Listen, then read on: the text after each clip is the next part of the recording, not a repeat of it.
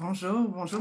Merci de m'accueillir pour donner ce webinaire et vous présenter les droits des enfants dans la loi de la protection de la jeunesse.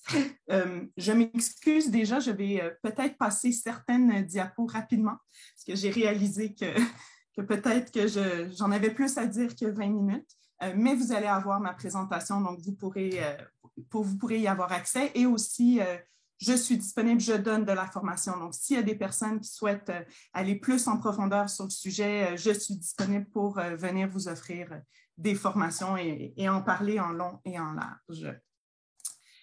Donc, comme j'ai dit un peu rapidement, la loi sur la protection de la jeunesse, c'est une loi qui a été adoptée en 1977 et qui est entrée en vigueur en 1979. Donc, ça fait plus de 40 ans qu'on a la loi sur la protection de la jeunesse et donc aussi les directions de la protection de la jeunesse, les DPJ. C'est une loi provinciale qui s'applique pour n'importe quel enfant sur le territoire du Québec dont la sécurité ou le développement est ou peut être compromis. Donc ça, c'est pour l'instant, en date du 23 novembre 2021. Et un autre élément important que cette loi est venue changer, c'est que l'enfant est considéré comme sujet de droit. Donc, aux yeux de la loi, depuis la loi sur la protection de la jeunesse, les enfants sont des personnes à part entière et non des objets de droit. Donc, c'est vraiment venu changer le statut et c'est pour ça qu'on est en protection de la jeunesse que les enfants ont toujours leur propre avocat parce qu'on reconnaît que l'intérêt de l'enfant n'est pas nécessairement l'intérêt des parents. Des éléments importants que je voulais vous mentionner dans la loi de la protection de la jeunesse, donc quand même des grands principes. Un premier, donc, la loi, c'est l'article 2.2 de la loi, précise vraiment que ce sont les parents qui sont les premiers responsables de leur enfant. Donc, c'est toujours la responsabilité, toujours redonnée en premier aux parents de s'occuper de leur enfant. Le but de la loi de la protection de la jeunesse est de mettre fin à une situation de crise, de danger. Ce n'est pas une loi de prévention. Normalement, la loi de la protection de la jeunesse, elle a été pensée que normalement, beaucoup d'interventions devraient avoir été faites avant avec l'enfant, avec la famille, et c'est seulement vraiment quand on est un peu en bout de ligne que là, on devrait avoir une intervention au niveau de la loi de la protection de la jeunesse. Un élément très important aussi que je voulais vous mentionner, c'est l'article 4 de la loi de la protection de la jeunesse qui dit clairement qu'on doit prendre tous les moyens pour garder l'enfant dans son milieu familial et que si ce n'est pas possible de garder l'enfant avec ses parents, il y a une obligation d'aller regarder autour de l'enfant et la famille. Est-ce qu'il y a des personnes qui peuvent s'occuper de l'enfant, des personnes significatives, notamment les grands-parents, ça peut être les oncles et les tantes, et aussi d'aller regarder dans la communauté. Donc, c'est vraiment important. On ne peut pas simplement retirer un enfant sans regarder autour. Est-ce qu'il y a quelqu'un d'autre qui pourrait s'occuper de l'enfant pour assurer que l'enfant reste dans son milieu? Et un dernier point aussi, lorsqu'on fait une intervention auprès d'un enfant, on doit toujours tenir compte des caractéristiques de l'enfant. Ça veut vouloir dire son âge, ça veut vouloir dire sa vulnérabilité, mais aussi son appartenance à une communauté culturelle. Donc, on ne peut pas faire une intervention uniforme avec tous les enfants. Il faut vraiment adapter l'intervention aux besoins de l'enfant et c'est la responsabilité des intervenants de s'assurer que l'intervention réponde aux besoins de l'enfant. Donc, ce n'est pas à l'enfant à s'adapter. Je vous présente certains des droits en protection de la jeunesse. Donc, je vous mets comme une image d'ensemble et je vais aller les voir un peu plus dans le détail. Donc, il y a le droit d'être informé, entendu et consulté. L'enfant a le droit de consulter un avocat. L'enfant a le droit d'être préparé lors d'un transfert d'un lieu d'hébergement à un autre. L'enfant a le droit à des services adéquats, continus et personnalisés. Il a le droit d'être accompagné de la personne de son choix. L'enfant a le droit de communiquer de manière confidentielle. Il a le droit quant à l'application de mesures disciplinaires lors d'un hébergement. Donc, on ne peut pas faire n'importe quelle mesure disciplinaire. Et l'enfant a le droit d'être hébergé dans un lieu approprié à ses besoins. Donc, c'est un peu des droits qui sont spécifiquement marqués, indiqués dans la loi de la protection de la jeunesse. Rapidement aussi, je voulais quand même nommer, je sais que ce n'est pas le sujet aujourd'hui, mais dans la loi de la protection de la jeunesse, l'article 11.3 précise que les articles 7 à 10 s'appliquent aussi pour un jeune qui serait hébergé dans un centre de réadaptation sous la LSJPA, donc la loi sur le système de justice pénale pour adolescents. Donc, un jeune qui sera en centre de réadaptation, mais qui n'est pas sous la loi de la protection de la jeunesse, aurait quand même les mêmes droits. Donc, c'est important quand même de le souligner que peu importe, en fait, ce jeune-là aurait des droits et serait protégé par rapport à ça. Donc, si je rentre dans le détail, l'article 7, ce sont les droits de l'enfant lors d'un déplacement entre des milieux de vie substituts. Donc là, déjà, c'est important. Quand on parle de milieu de vie substitut, ça veut dire que ce n'est pas lorsque l'enfant est déplacé de chez ses parents. C'est vraiment, par exemple, si l'enfant est déplacé d'une famille d'accueil à une autre famille d'accueil ou, par exemple, d'une famille d'accueil à un centre de réadaptation. Donc, c'est vraiment des droits qui sont spécifiques dans ce cas-là. Il y a vraiment 3 catégories. L'enfant et les parents et le milieu de vie maintenant ont le droit d'être consultés par rapport au transfert.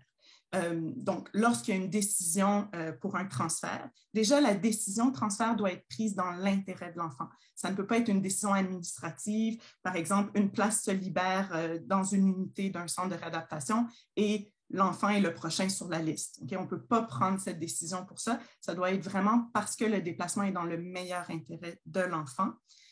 Et donc, l'enfant, les parents et le milieu de vie doivent être consultés. Être consulté, ça signifie que ce soit avant le déplacement. Hein, on ne peut pas être consulté après un déplacement.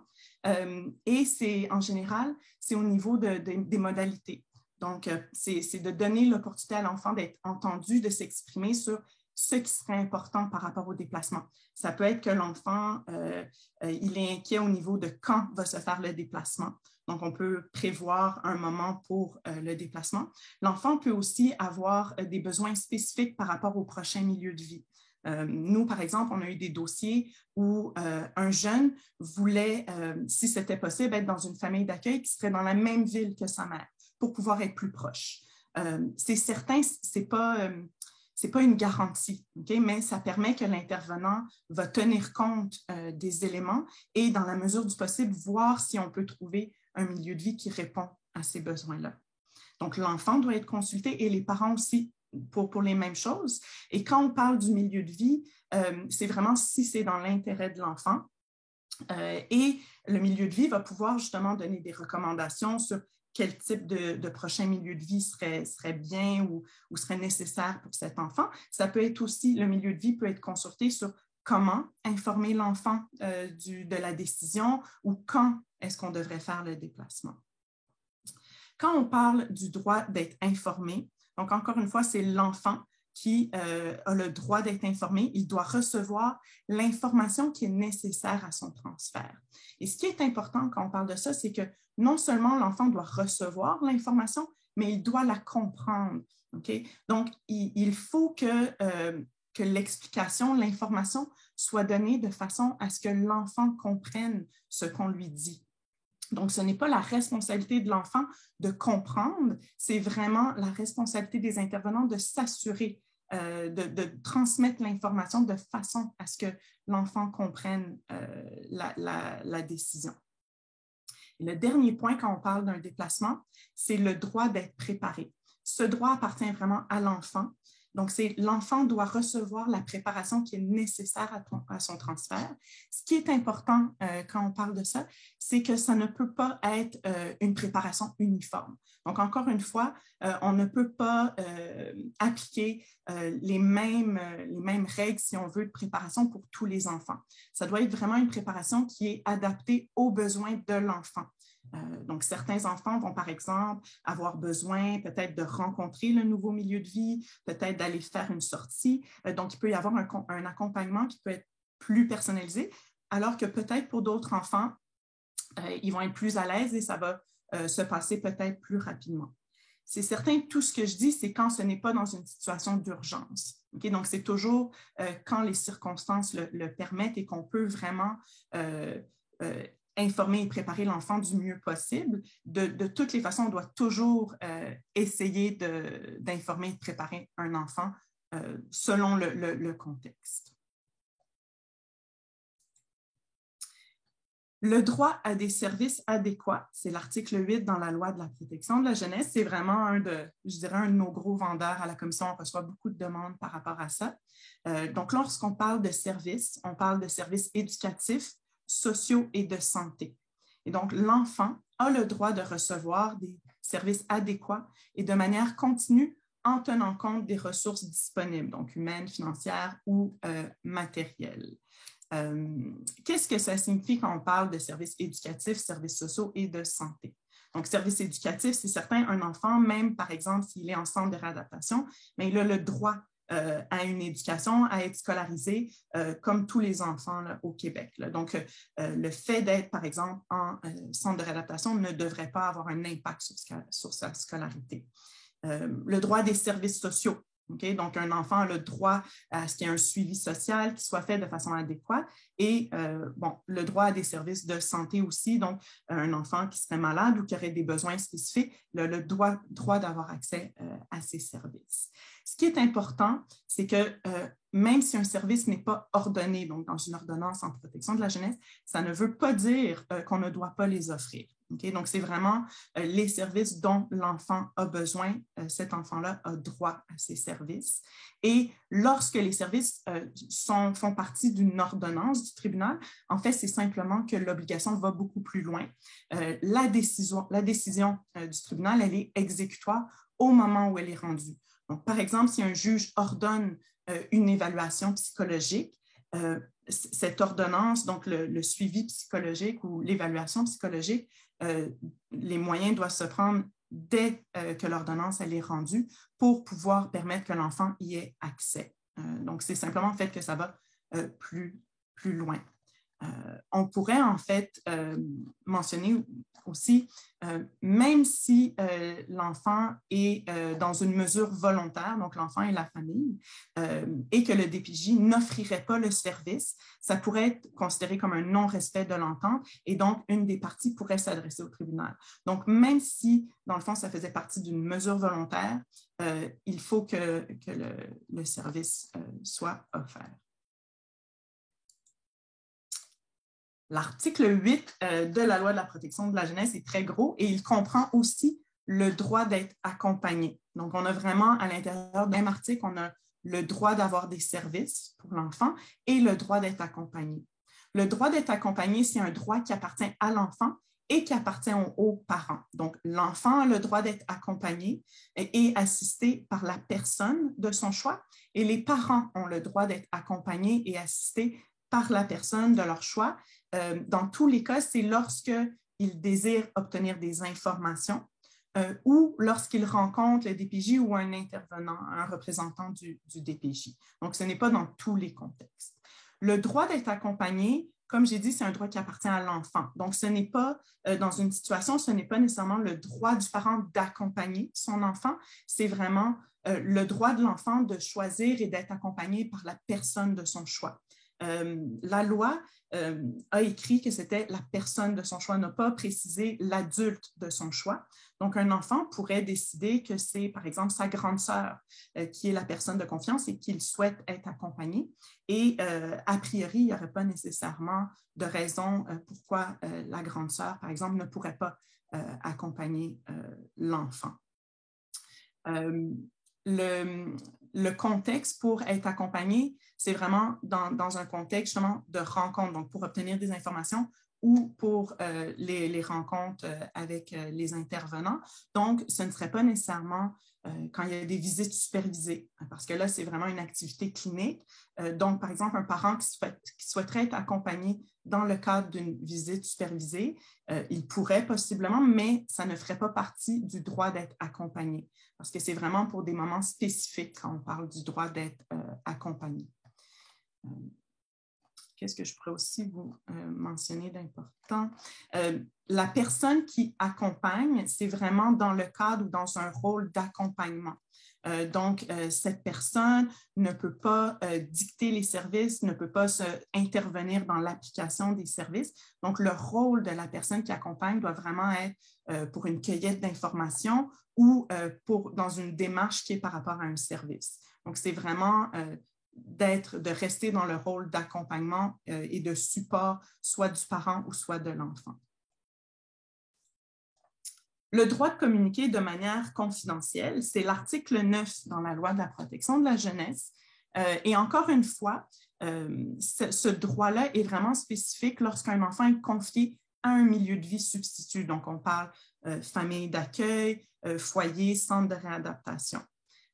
Et en fait, ce que cet article dit, ce droit, c'est que l'enfant peut communiquer de manière confidentielle avec, et là, il y a 3 grandes catégories. La première catégorie de personnes, c'est l'avocat de l'enfant, le DPJ qui est responsable de sa situation, les greffiers au tribunal et la Commission des droits de la personne et des droits de la jeunesse.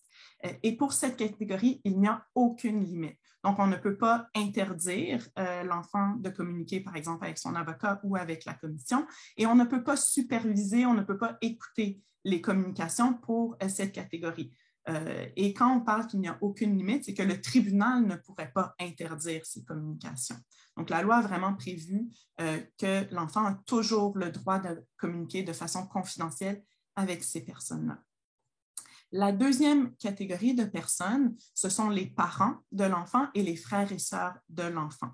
Quand je parle de parents, je parle des parents biologiques ou adoptifs. Et quand je parle des frères et sœurs, je parle vraiment de la fratrie en général. Donc, ça peut être les demi-frères et les demi-sœurs également. Pour cette catégorie de personnes, il n'y a que le tribunal qui peut venir en décider autrement. Donc ça, c'est vraiment important. Une famille d'accueil ne pourra pas décider de superviser les contacts entre un enfant et ses frères et sœurs ou ne pourrait pas interdire non plus les contacts. Les intervenants du DPJ ne peuvent pas non plus prendre cette décision-là. C'est vraiment, si jamais ce n'est pas dans l'intérêt de l'enfant d'avoir des contacts avec soit ses parents ou ses frères et sœurs, il n'y a que le tribunal qui peut venir mettre une supervision ou un interdit de contact. Et la troisième catégorie, en fait, c'est toute autre personne. Donc, c'est vraiment, en fait, l'enfant a le droit de communiquer de façon confidentielle avec n'importe qui, sauf si le tribunal en décide autrement. La nuance pour cette catégorie, c'est qu'un enfant qui se trouve en centre de réadaptation, donc qui est hébergé dans un établissement, le directeur général de l'établissement ou la personne autorisée peut interdire ces contacts.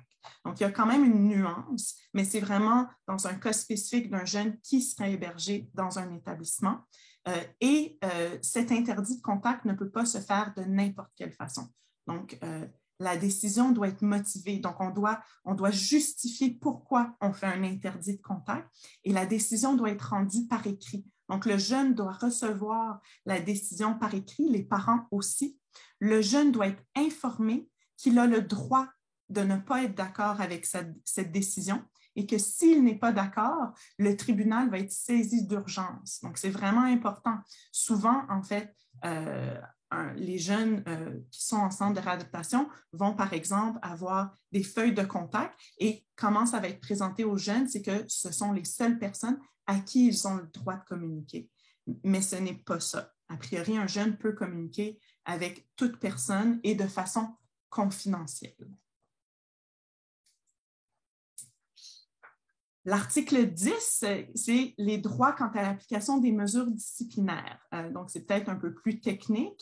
Donc, c'est lorsqu'un jeune est en centre de réadaptation, donc dans un établissement, l'article 10 prévoit que toute mesure disciplinaire doit être appliquée dans l'intérêt de l'enfant. Donc, ça doit être vraiment pour l'enfant et les mesures disciplinaires doivent être conformes à des règles internes. Les règles doivent être approuvées par le conseil d'administration de l'établissement, doivent être affichées à la vue de tous à l'intérieur de l'établissement, doivent être expliquées à l'enfant et à ses parents et doivent être remis. Donc, l'enfant doit avoir une copie des règles, les parents aussi, la Commission des droits de la personne, droits de la jeunesse et le ministère.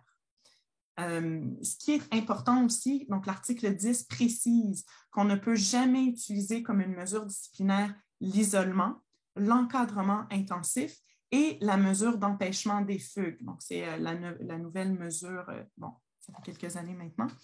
Ce que je veux préciser, quand on parle d'isolement, c'est vraiment si l'enfant est dans une pièce dont il ne peut pas sortir. Donc, on n'a pas besoin que l'enfant soit dans une pièce barrée à clé. Simplement, par exemple, un enfant qui serait dans sa chambre, la porte fermée et un garde de sécurité barre l'accès et donc l'enfant ne peut pas sortir librement de la pièce, ça serait considéré comme un isolement. Donc, il faut quand même penser assez large au niveau de l'isolement. Mais vraiment, les mesures d'isolement, d'encadrement intensif et les mesures d'empêchement des fugues doivent toujours être utilisées, en fait, si l'enfant représente un danger pour lui-même ou elle-même ou pour les autres. Donc, c'est vraiment des mesures pour le bien-être de l'enfant. Donc, ça ne peut pas être une mesure disciplinaire. Finalement, les autres droits qui peuvent être lésés, donc j'en ai mentionné quelques-uns, mais ce qu'il faut vraiment comprendre, c'est que, par exemple, tous les droits qui sont pensés comme des principes dans la loi de la protection de la jeunesse. Donc, l'enfant a le droit que toutes les décisions soient prises dans son intérêt. L'enfant a le droit à la continuité des soins, la stabilité des liens. Okay? Donc, vraiment, tous ces principes-là, on pourrait considérer que les droits de l'enfant sont lésés si, par exemple, une décision n'est pas prise dans son intérêt. Donc, c'est vraiment l'enfant a le droit qu'on respecte l'ensemble, en fait. Et la même chose, quand on parle, dans le fond, à la loi de la protection de la jeunesse, par exemple, le non-respect d'une ordonnance, c'est l'article 93. Ça pourrait être, justement, on pourrait considérer que les droits de l'enfant n'ont pas été respectés. Donc, il faut vraiment penser plus large, là. Et aussi, on pourrait aller regarder, se baser aussi avec d'autres lois. Donc, on pourrait regarder plus large. Je pense que j'ai réussi à faire le tour de ma première partie. J'espère que j'ai respecté les temps.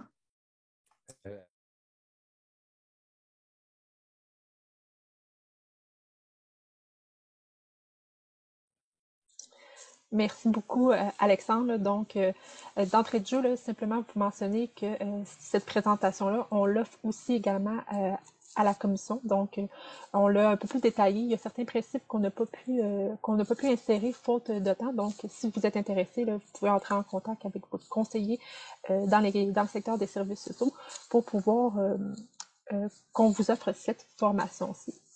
Donc, tout au long de la formation, là, comme Alexandre l'a mentionné, c'est la loi concernant les enfants, les jeunes et les familles des Premières Nations, des Inuits et des Métis, mais on va référer à la loi comme étant la loi fédérale ou la loi C-92 pour faire plus court. Donc, on peut passer à la prochaine diapositive où on voit essentiellement le plan de la présentation. Donc, on va débuter avec les démarches entreprises au niveau de la loi fédérale. Donc, pourquoi le gouvernement fédéral a légiféré en matière de services à l'enfance et à la famille. Donc, on va discuter de cette question assez rapidement. Il faut savoir que c'est une loi qui est relativement jeune si on la compare à la loi sur la protection de la jeunesse. Et par la suite, on va vraiment entrer dans le cœur de la présentation qui est la présentation de la loi et de ses principes. Donc, on va vous présenter à la suite, je vais vous présenter à la suite, là, un par un, les principes qu'on retrouve sous ces 92. Donc, les démarches entreprises, pourquoi la création d'une telle loi? Tout simplement, malheureusement, il y a un constat à l'échelle nationale qu'il y a surreprésentation des enfants autochtones en matière de protection de la jeunesse. Donc, comme je vous disais, en matière, et ça à l'échelle nationale. Donc, il y a eu une rencontre d'urgence qui s'est tenue les 25 et 26 janvier avec plusieurs organisations, gouvernements et partenaires pour discuter de la surreprésentation des enfants des Premières Nations, des Inuits et des Métis. Et à cette rencontre-là, là, le gouvernement du Canada s'est engagé à mettre en œuvre un plan de 6 mesures pour s'attaquer au problème de surreprésentation des enfants des Premières Nations, des Inuits et des Métis, qui sont prises en charge en protection de la jeunesse. Pour votre information, là, tant au niveau national qu'au niveau régional, il existe là, des études là, de recherche là, qui prouvent et qui démontrent cette surreprésentation. Au Québec, là, on parle de l'analyse des trajectoires, le volet 3, là, un document qu'on retrouve sur le site web de la Commission de la santé et des services sociaux, Première Nation, Québec et Labrador. Puis parmi les termes là, qui ont été soulevés à cette rencontre-là, il y a eu la possibilité là, d'examiner, là, d'élaborer conjointement une loi fédérale. Donc, pourquoi conjointement? Tout simplement d'élaborer une loi avec le gouvernement fédéral et les Premières Nations pour que vraiment les réalités Premières Nations soient reflétées au sein de cette loi fédérale. À cette époque-ci, on comparait même la surreprésentation des enfants autochtones comme une crise humanitaire. C'est pourquoi on devait agir, et ce, de façon urgente. Et même en amont de cette rencontre d'urgence-là, il y a eu plusieurs commissions, rapports qui se sont penchés et qui réclamaient, qui recommandaient l'édiction, la création d'une telle loi fédérale qui édictait des principes nationaux. Je pense à la Commission de vérité et réconciliation, à l'appel à l'action 4, qui édictait, qui recommandait ce genre de choses. Donc, à la suite de la rencontre d'urgence qui s'est tenue les 25 et 26 janvier 2018, il y a eu plusieurs consultations auprès des Premières Nations Inuit et Métis à travers le pays. La ministre Philpott, à l'époque, ministre des Services aux Autochtones, voulait vraiment sonder les Premières Nations pour savoir qu'est-ce qu'on doit insérer comme principe dans cette loi-là. Et il y a eu une rencontre avec les chefs de la PNQL le 29 août 2018 avec la ministre Philpott pour discuter des éléments qu'on voulait voir insérés dans cette loi-là. Puis comme je vous le disais, c'est vraiment une loi qui est assez récente. On a présenté cette loi-là au Parlement le 28 février 2019 et elle a obtenu la sanction royale le 21 juin 2019. Et elle est entrée en vigueur le 1er janvier 2020. Donc vraiment un processus assez rapide et une loi relativement jeune. À la prochaine diapositive, on vous présente les trois objectifs de la loi C-92. Donc ici, c'est vraiment, on entre dans la section la plus concrète de la présentation. On va vous présenter un par un les normes minimales. Donc, comme je vous le disais, la loi est entrée en vigueur le 1er janvier 2020. C'est important de mentionner, en premier lieu, que cette loi-là s'applique, que les principes s'appliquent autant pour les enfants qui habitent hors communauté que sur communauté. Donc, c'est vraiment une loi qui s'applique à l'échelle nationale, et ça, peu importe le lieu de résidence des enfants. Donc, c'est important de le mentionner. Aussi, ici au Québec, malheureusement, on a un contexte un peu plus particulier. Le Québec conteste la validité de la loi. Donc, malgré la contestation constitutionnelle par le gouvernement du Québec, l'application de la loi fédérale n'est pas suspendue, ce qui veut dire que les principes que je vais vous présenter dans quelques minutes s'appliquent. Donc, lorsqu'un établissement prend une décision, lorsqu'un juge prend une décision, lorsque l'agence SCFPN prend une décision à l'égard d'un enfant autochtone seulement, elle doit considérer ces principes-là. Donc, le premier objectif, c'est de la loi fédérale, c'est qu'elle affirme la compétence des autorités Premières Nations en matière de services à l'enfance et à la famille. Ce que ça veut dire, c'est que ça veut dire que là où les communautés, par l'entremise de leurs corps dirigeants autochtones, peuvent rédiger leur propre loi en matière de prévention et de protection de la jeunesse. Puis on va voir dans l'autre diapositive tout à l'heure qu'est-ce que ça veut dire. Le deuxième objectif, c'est qu'elle énonce des principes applicables à la fourniture de services à l'enfance et à la famille à l'égard des enfants autochtones, et ce, à l'échelle nationale. Comme je vous le disais, c'était la recommandation de la CVR, la recommandation de plusieurs commissions et rapports. La loi fédérale édicte 10 principes qui s'appliquent pour les enfants autochtones. Et le dernier objectif, c'est qu'elle contribue à la mise en œuvre de la Déclaration des Nations Unies sur les droits des peuples autochtones. Sur ce point-là, je ne m'étalerai pas davantage. Sachez qu'il y a eu un projet de loi qui a été déposé au Parlement, le projet de loi C-15, et que la loi a été sanctionnée le 21 juin dernier. Donc, essentiellement, les trois objectifs de la loi C-92, mais on va vraiment s'attarder sur les deux premiers objectifs. Donc, la diapositive suivante, c'est vraiment juste pour mieux vous situer, c'est vraiment un résumé de la loi fédérale. Donc, avant le 1er janvier 2020, qu'est-ce qui se passait? En fait, c'est pas compliqué. C'est que la loi sur la protection de la jeunesse, à laquelle Loelia référait tout à l'heure, c'est celle-là qui s'appliquait aux communautés. Donc, la loi sur la protection de la jeunesse, adoptée en 1977, entrée en vigueur en 1979, s'applique pour l'ensemble des enfants, autant allochtones qu'autochtones. Donc ça, c'est avant le 1er janvier 2020, qui est l'entrée en vigueur de la loi C-92. J'ai mis un petit astérix en bas là, pour dire que sous la LPJ, il y a possibilité d'instaurer son propre régime particulier en protection de la jeunesse. Ça permet d'adapter les modalités d'application de la LPJ aux réalités autochtones. Je ne peux pas m'attarder sur une comparaison entre C92 et 37.5, mais il y a des différences entre ces deux modèles-là de gouvernance, si je pourrais dire. La deuxième colonne au milieu, on dit déjà en vigueur. Essentiellement, déjà en vigueur, ça veut dire depuis le 1er janvier 2020, à court et moyen terme, qu'est-ce qui se passe? En fait, on a deux buts. On dit que la LPJ s'applique aux communautés. L'entrée en vigueur de la loi C92 n'a pas tassé l'applicabilité de la loi sur la protection de la jeunesse aux communautés. Elle s'applique toujours. Par contre, ce qu'on vient dire, c'est que les principes de la loi fédérale s'appliquent également aux communautés. Puis on va les voir prochainement. C'est 10 principes qu'on retrouve à l'article 9 et 17 qui vont s'appliquer aussi pour les communautés, pardon. Donc, ce qui fait dire, c'est que pour un enfant autochtone, il y a deux lois qui s'appliquent de façon concurrente et qui se chevauchent dans l'application de certaines dispositions. Il y a l'article 4 de la loi C92 qui vient confirmer l'intention du Parlement canadien d'appliquer la règle habituelle de prépondérance fédérale. Donc, les dispositions des lois provinciales s'appliquent toujours sous réserve d'incompatibilité avec les normes minimales de la loi fédérale.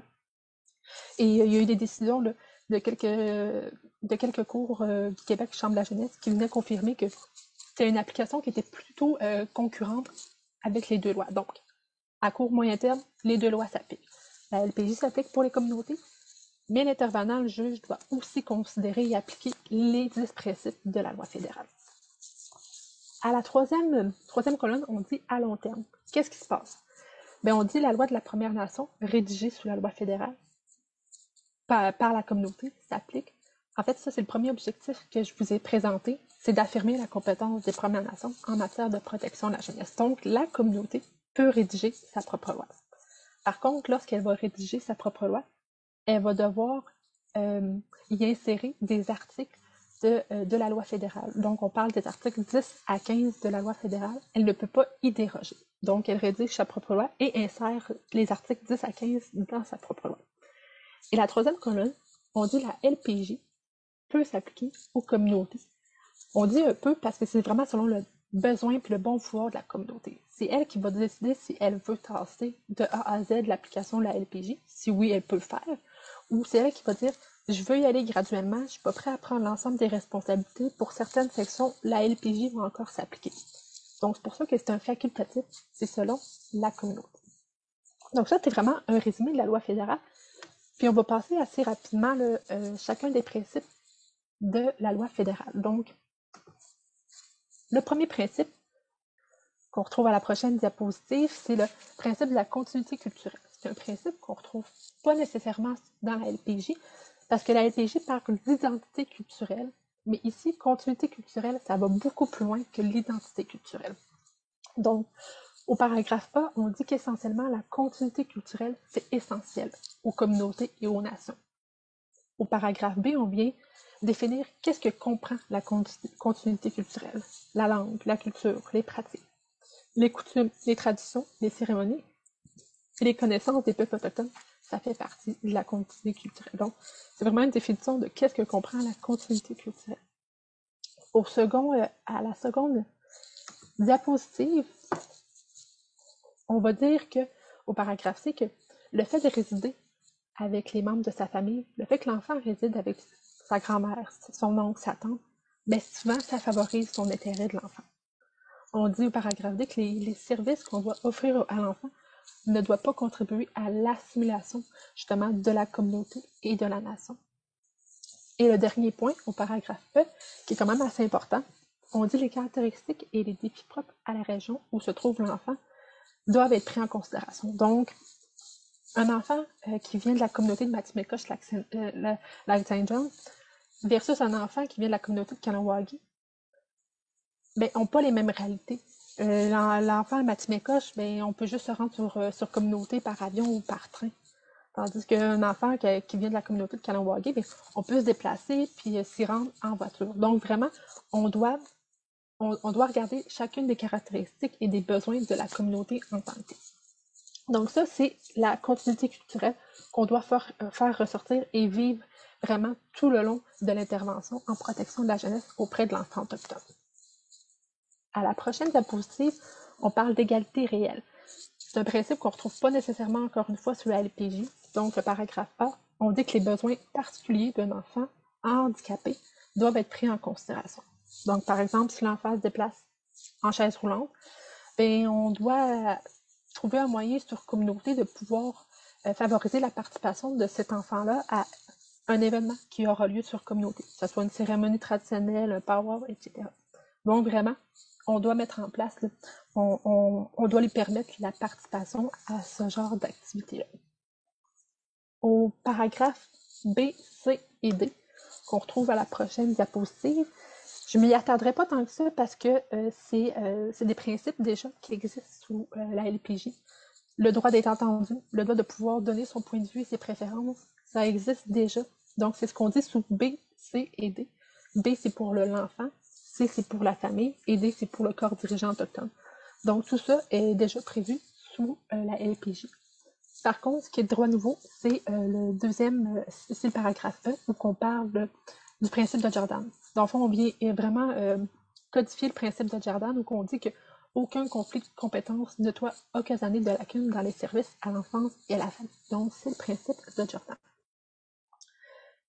Prochain principe, les prochaines diapositives, c'est le principe le plus important, celui de l'intérêt de l'enfant.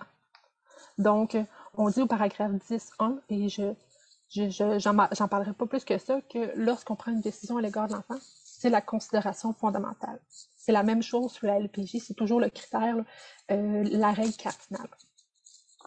Au paragraphe 10.2, qui est à la prochaine diapositive, par contre, on vient dire que lorsqu'il est tenu compte des facteurs prévus au prochain paragraphe, on doit porter une attention au bien-être physique, psychologique et affectif de l'enfant, ainsi que pour l'enfant d'avoir des rapports continus pour lui avec sa communauté.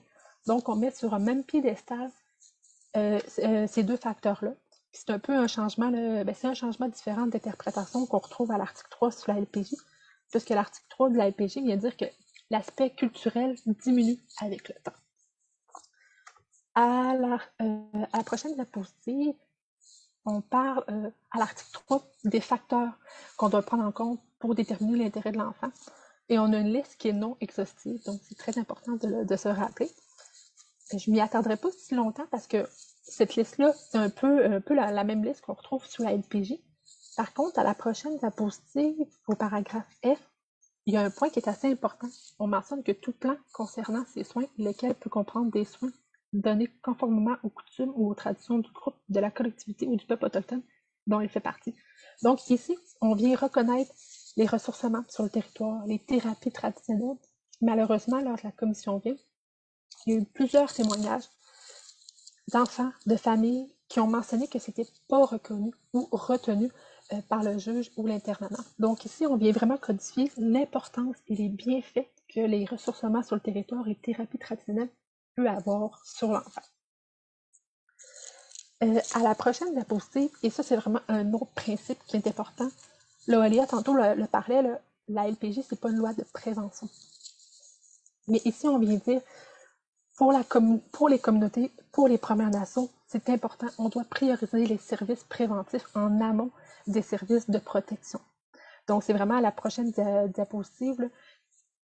Et ces services de prévention là, qui existent sur communauté, mais ils existent dans chacune des communautés. Donc, quand on parle de motifs de compromission de négligence, risque sérieux de négligence, on doit travailler en amont, on doit prioriser la prévention. Les études de recherche le prouvent. Dans 100% des cas en protection de la jeunesse, il y a 85% des cas qui concernent la maltraitance qui sont liés au risque de motifs de compromission de négligence et risque sérieux de négligence qui, pour les enfants autochtones, sont liés aux conditions socio-économiques. Donc, on doit agir en prévention et non en protection pour ces aspects-là. Le paragraphe 2 parle des soins prénataux. Donc, la même chose là, que les services préventifs, mais lorsque la mère est enceinte. Donc, on doit offrir des services en amont aux futurs parents. L'avant-dernier... Leila, oui? juste faire faire, parce qu'on a une question qui est assez importante, me semble-t-il, parce qu'elle porte sur justement cette affirmation qui veut que les communautés peuvent adopter leurs propres lois. Alors peut-être ça vaudrait la peine, je ne sais pas si peut-être c'est prévu un peu plus loin dans ta présentation, là, mais nous assurer peut-être de présenter les conditions dans lesquelles là, une communauté peut aller de l'avant avec l'adoption de sa propre loi. Et donc, puis aussi, notamment dans le contexte de la contestation constitutionnelle par le Québec. Parfait. Bien, je peux y répondre maintenant. En fait, le processus est relativement simple pour la ou les communautés. La première étape pour rédiger une loi, il faut que la communauté désigne son corps dirigeant autochtone. Ça, c'est une obligation. Donc, désigner un corps dirigeant autochtone, ça peut être un conseil, un gouvernement ou une entité qui a été mise sur place. Et ça doit être autorisé là, par les détenteurs des droits là, en vertu de l'article 35 de la loi constitutionnelle de 1992. Une fois que ça a été nommé, désigné, la communauté doit envoyer un avis d'intention d'exercer sa compétence législative en matière de services à l'enfance et à la famille au gouvernement fédéral et provincial. Donc, elle doit envoyer cet avis-là. Et par la suite, elle peut, si elle le veut, aussi envoyer un avis de demande de conclure un accord de coordination. Donc, cette demande de conclure un accord de coordination, ça fait que la communauté va pouvoir discuter avec le gouvernement fédéral et provincial de certains sujets. Le financement, qu'est-ce qui se passe pour les enfants hors communauté, etc. Puis au bout de 1 an, quand la communauté envoie son avis de coordination, elle a 1 an pour le conclure. Puis une fois le 1 an écoulé, la loi de la communauté rentre en vigueur et elle a le statut de loi fédérale. Elle peut le prolonger, l'accord de coordination, si elle le veut, mais au bout de 1 an, techniquement, la loi a un statut de loi fédérale. Et que vraiment, ici au Québec, il y a eu plusieurs communautés qui ont envoyé des avis d'intention d'exercer leurs compétences inhérentes. On parle de 15 communautés. Puis au niveau des accords de coordination, je pense qu'il y avait environ 7 communautés qui ont envoyé des demandes de conclure des accords de coordination. Donc, il y a eu vraiment beaucoup des communautés au Québec qui ont été proactives à ce sujet-là. Mais effectivement, le processus est relativement simple, entre guillemets, pour avoir la loi de la communauté. C'est juste que c'est sûr que lorsque la communauté veut rédiger sa propre loi, ben, elle doit bâtir son équipe, là, parce que ça reste que c'est une loi, donc c'est assez faramineux. Elle doit aussi consulter la communauté à cet effet-là.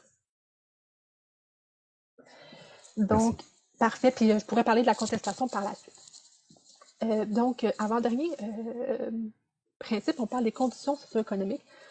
Donc, ici, ce qu'on dit, c'est qu'on ne doit pas juste signaler parce que on ne doit pas juste prendre en charge l'enfant signalé en raison seulement de sa condition socio-économique. C'est pas parce que l'enfant habite dans une maison surpeuplée, qu'il manque de nourriture sur la table, qu'on doit signaler en protection. S'il y a un autre motif de compromission comme l'abus physique, l'abus sexuel ou le risque d'abus physique et d'abus sexuel, là, on pourra signaler en protection. Mais si c'est vraiment lié aux conditions socio-économiques, on se doit de travailler avec les équipes de services de première ligne pour leur offrir des services en amont.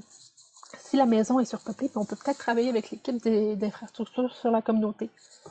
Si l'enfant manque de nourriture sur la table, ben on peut peut-être y avoir des pop-up, des cuisines collectives sur communauté qui existent. Donc vraiment, on doit travailler en prévention. Fait que ça fait vraiment un lien. Ce principe-là se lie avec le principe de la priorité au service préventif à l'article 14. Et finalement, le dernier principe, là, qui est le principe de placement, je ne m'y attarderai pas parce que Loélia en a un peu parlé.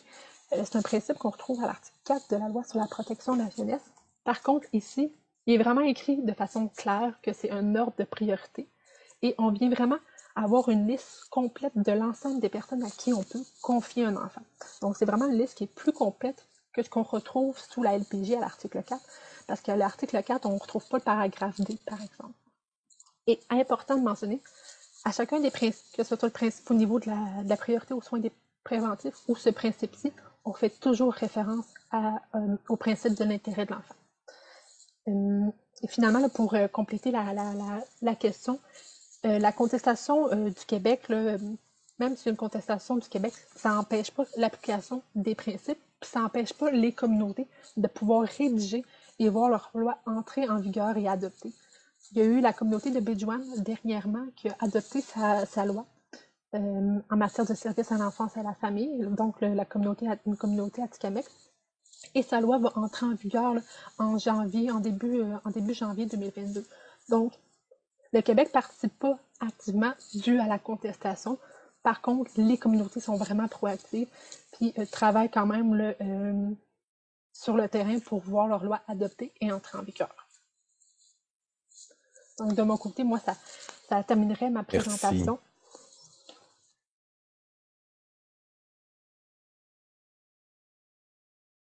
Donc, je vais rentrer dans ma deuxième partie. Donc, vous présenter en fait la demande d'intervention qui peut être faite en jeunesse à la Commission des droits de la personne et des droits de la jeunesse. Encore une fois, je vais peut-être passer quelques parties rapidement, mais je peux toujours, si vous êtes intéressé, j'offre aussi de la formation et je peux en parler en long et en large sur plusieurs heures. Mais pour le bénéfice, je vais aller assez rapidement. Je voulais quand même prendre le temps pour ceux et celles qui peut-être ne sont pas familiers avec la Commission des droits de la personne, droits de la jeunesse. On a deux grandes missions. Une qui est au niveau de la Charte des droits et libertés de la personne au Québec. Donc, quand on parle des motifs de discrimination, il y en a 14 qui sont prévus à la Charte. Et la Commission peut faire des interventions, peut faire des enquêtes, de la médiation et peut aller au tribunal des droits de la personne pour protéger une personne qui serait victime de discrimination. Mais on a aussi un mandat spécifique qui nous est donné par la loi sur la protection de la jeunesse. Donc, c'est vraiment dans ce cadre-là que je vous parle aujourd'hui, de s'assurer que les droits des enfants qui sont en protection de la jeunesse sont protégés. Donc, nos responsabilités quand on parle du mandat jeunesse, et c'est l'article 23 de la loi de la protection de la jeunesse, donc c'est de faire la promotion et le respect des droits de l'enfant. On a vraiment des pouvoirs pour aller enquêter sur des situations où la commission a raison de croire que les droits d'un enfant ne sont pas respectés et on peut prendre des moyens légaux pour corriger des situations où les droits d'un enfant seraient lésés. On a aussi un mandat donc d'élaborer, d'appliquer des programmes d'information, d'éducation sur les droits des enfants. Voici pourquoi je suis là aujourd'hui. De faire des recommandations. Donc, la commission a un mandat de faire des recommandations au gouvernement si jamais il y a des situations, il y a des cas où on pense que c'est vraiment pertinent. On n'a pas besoin d'être en enquête pour aller faire des recommandations directement au gouvernement. Et finalement, on a aussi un mandat de faire des études et des recherches sur justement toutes les questions par rapport à notre mandat en protection de la jeunesse. Donc, si on va plus spécifiquement sur la demande d'intervention à la commission, donc si quelqu'un pense que les droits d'un enfant qui est en protection de la jeunesse ne sont pas respectés, quel est un peu le cadre ou comment faire une demande? Donc, le premier élément important, c'est que n'importe qui peut faire une demande dans l'intérêt de l'enfant. Donc, ça n'a pas besoin d'être l'enfant lui-même, mais un enfant pourrait communiquer avec la commission en disant que ses droits ne sont pas respectés. Mais ça peut être les grands-parents, ça peut être n'importe qui de la famille élargie, ça peut être un voisin, la famille d'accueil, un parent, un professionnel aussi ou un intervenant dans un organisme communautaire qui pense que les droits de l'enfant ne sont pas respectés. Donc ça, c'est quand même vraiment important que n'importe qui peut communiquer avec la commission au niveau des droits de l'enfant en protection de la jeunesse.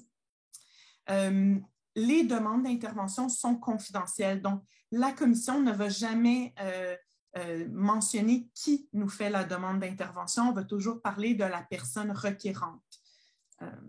Finalement, un autre point, je précise aussi parce que du côté de la charte, donc de nos enquêtes, quand on parle justement des motifs de discrimination, il y a des mesures correctrices monétaires qui sont prévues. Au niveau de la protection de la jeunesse, il n'y a pas de mesures correctrices monétaires. Par contre, il peut y avoir des mesures correctrices et ces mesures correctrices peuvent nécessiter, donc par exemple, dans certains dossiers, j'ai déjà vu le juge avait ordonné que la famille d'accueil, en fond, que le DPJ subvienne à un suivi psychologique de la famille d'accueil. Donc, c'est certain que ça représente des sous, mais ce n'est pas, on ne va pas parler d'un enfant qui serait que ses droits seraient lésés, ne va pas avoir un montant d'argent qui va être remis. L'idée, c'est vraiment de corriger la situation. Et mon dernier point aussi, quand même très important, c'est qu'il n'y a pas de temps limite pour faire une demande d'intervention à la commission.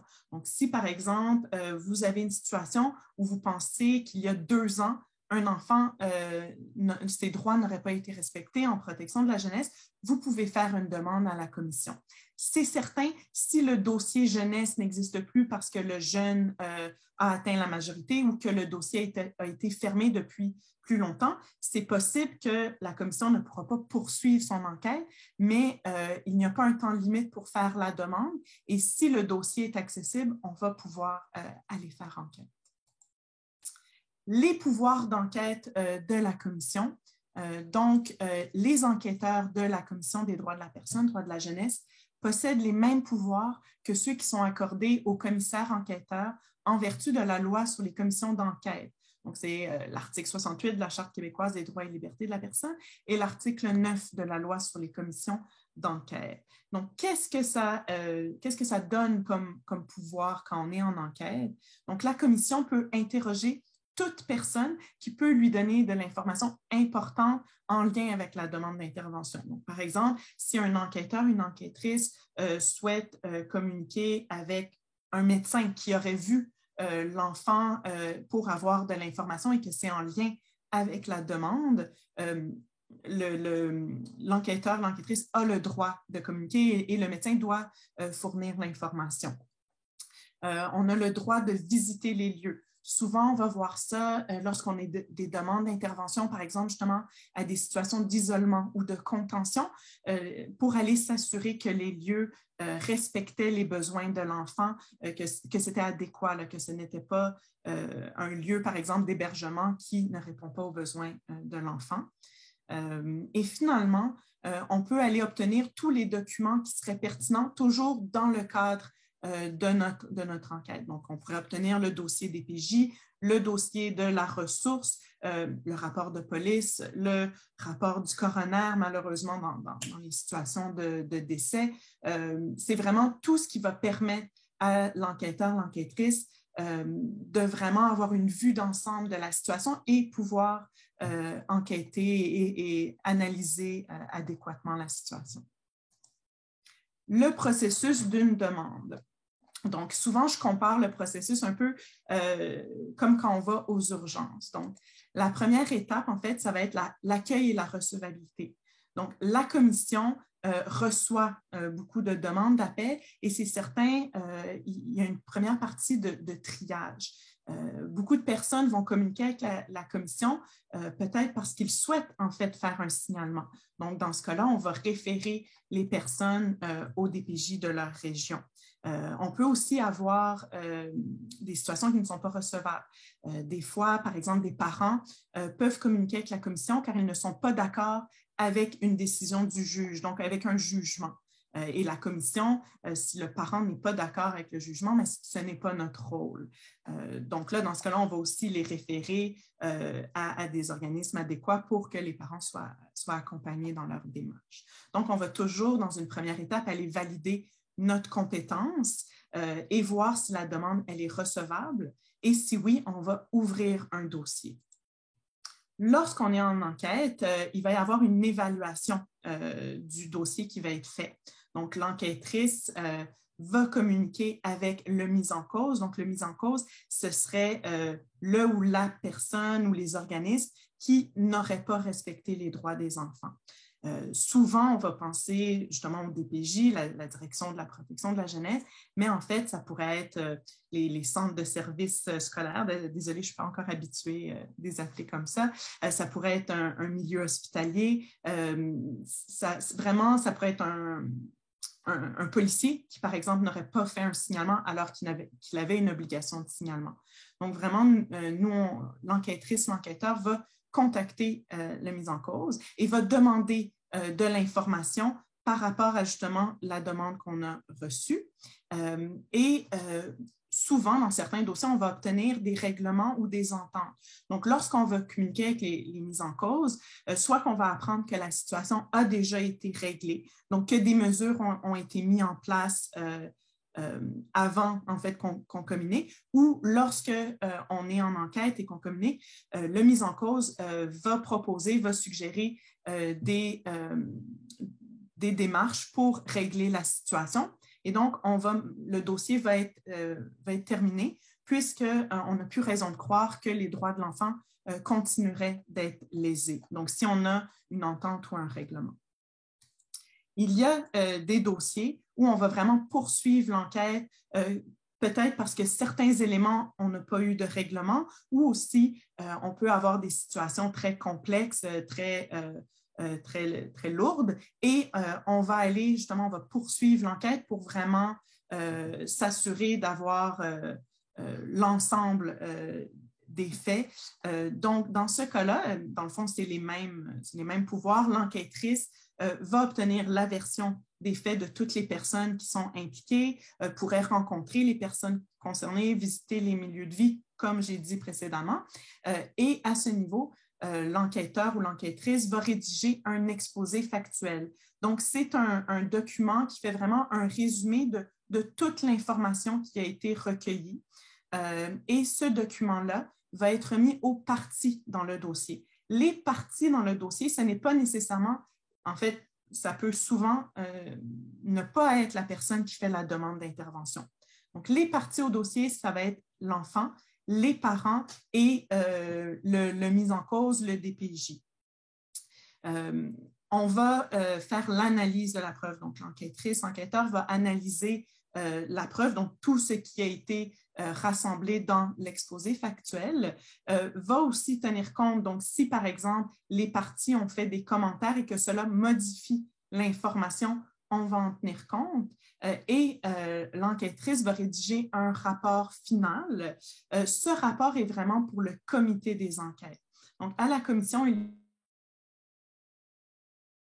y a un comité des enquêtes qui est constitué de 3 membres commissaires. Et en fait, c'est le comité des enquêtes qui va étudier donc, tout ce qui a été rassemblé par les enquêteurs et qui va prendre une décision. Donc, de dire est-ce que oui ou non, on pense que les droits des enfants ont été lésés. Et c'est le comité qui va faire des recommandations s'il considère qu'il y a des lésions de droits. Donc, les recommandations peuvent être faites justement aux mises en cause, mais comme j'ai dit au tout début, pourrait aussi être fait, par exemple, au gouvernement si la situation est nécessaire. Le suivi des recommandations va être fait par les enquêteurs.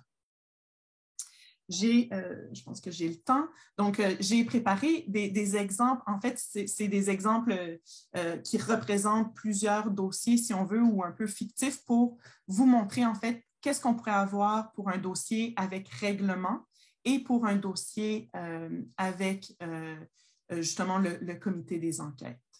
Donc, on pourrait avoir cette situation. Donc, ce serait une demande qu'on pourrait recevoir à la commission. Par exemple, une jeune de la nation Anishinaabe de 14 ans qui est hébergée dans un centre de réadaptation.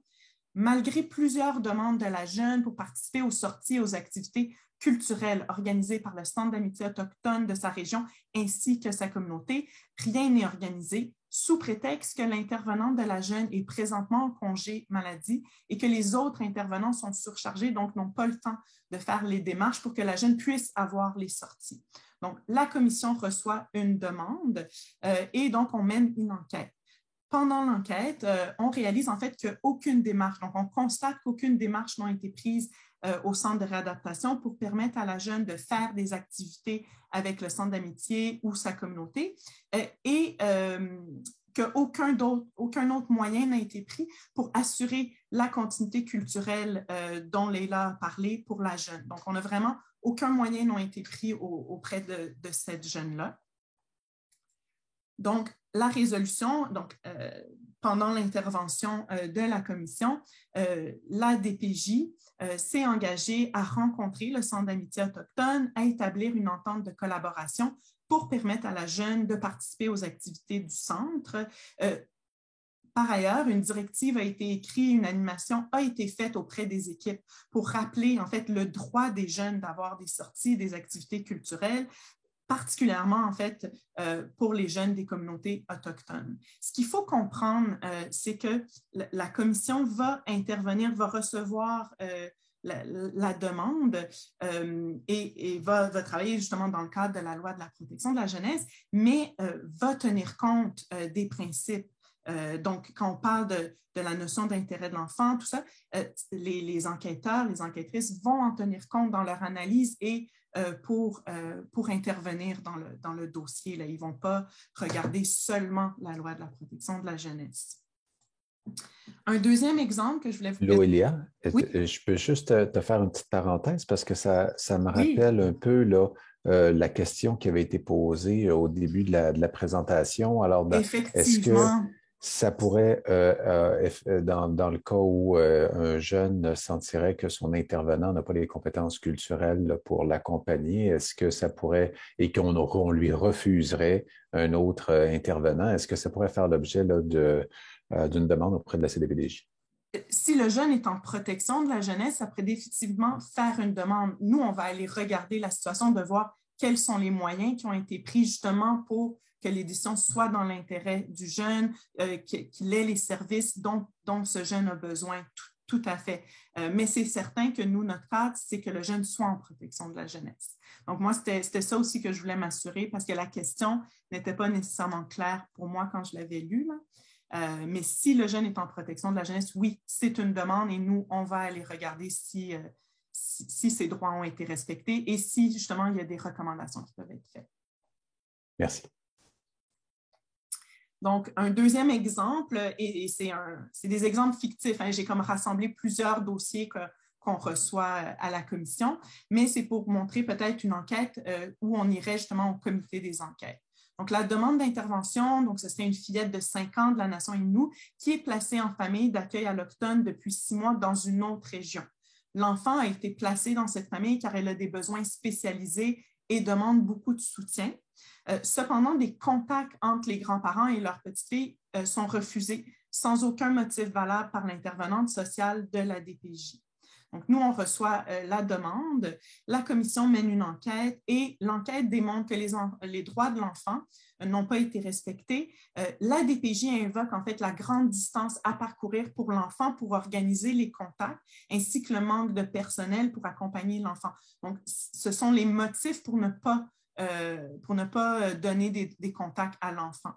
La commission constate aussi que la DPJ n'a pas informé la personne responsable des services de protection de la jeunesse de la communauté des auditions à la Chambre de la jeunesse dans le cas de cet enfant. Donc, le comité des enquêtes, donc les conclusions, lorsque le dossier est présenté au comité des enquêtes, les conclusions du comité ont été qu'il y avait motif de croire que les droits de l'enfant n'avaient pas été respectés et des recommandations ont été faites à la DPJ quant à l'importance d'assurer la continuité culturelle, du maintien des liens, ainsi qu'à l'obligation de la DPJ d'informer la personne responsable des services de protection de la jeunesse de la communauté autochtone des audiences. Donc, une fois que le comité des enquêtes, justement, a fait ses recommandations, suite à ça, la DPJ a organisé un calendrier de contact entre l'enfant et ses grands-parents, dont certains contacts sont par vidéoconférence en raison de la distance. Donc, en fait, on va trouver des solutions pour pouvoir assurer les contacts. La distance ne peut pas être un justificatif pour qu'il n'y ait pas de contact. La DPJ a également augmenté le nombre de postes de transporteurs pour les déplacements des enfants. Donc, clairement, il n'y avait pas assez de personnel disponible pour permettre le déplacement des enfants. Donc, ça pourrait être une recommandation qui pourrait être faite dans un dossier similaire.